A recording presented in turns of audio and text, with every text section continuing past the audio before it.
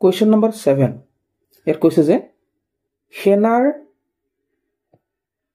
camp এটাত নায়কজনে 1764 জন সৈন্যক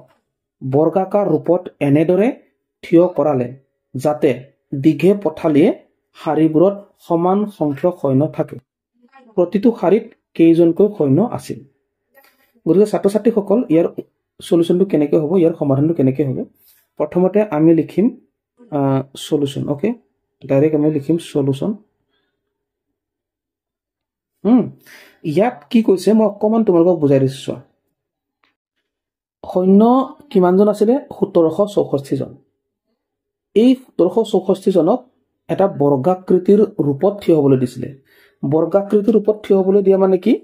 দীঘলত যিমান থিয় হৈছে এনেকে পথালিকেও হিমানে থিয় হ'বলৈ দিছে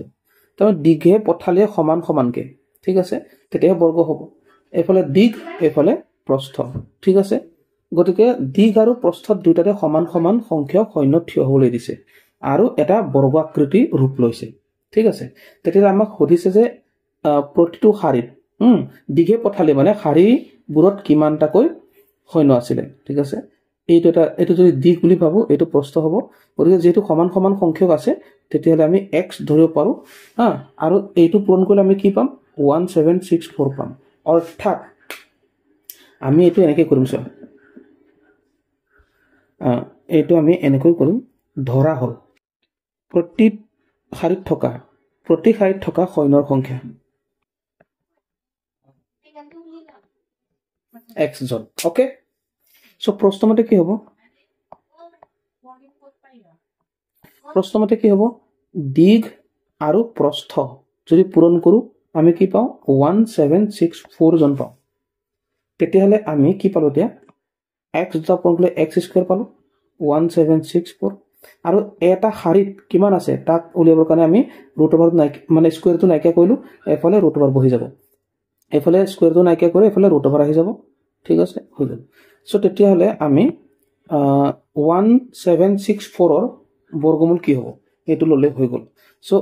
এইটো কেনেকৈ উলিয়াবা 1764 ৰ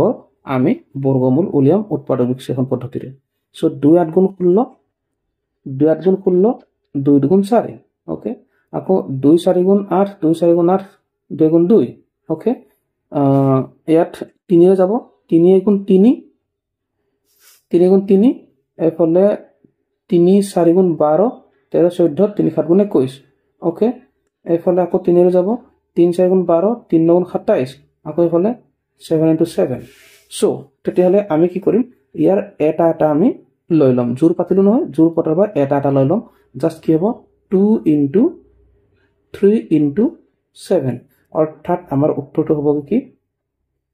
3 গুণ 6 6 7 গুণ 42 গতিকে আমি লিখিম কি বুলি এটাকে প্ৰতিটো শাৰীত থকা সৈন্যৰ সংখ্যা কিমান হ'ব 42 জন এনেকৈ ধুনীয়াকৈ তোমালোকে কৈ ল'ব পাৰা ওকে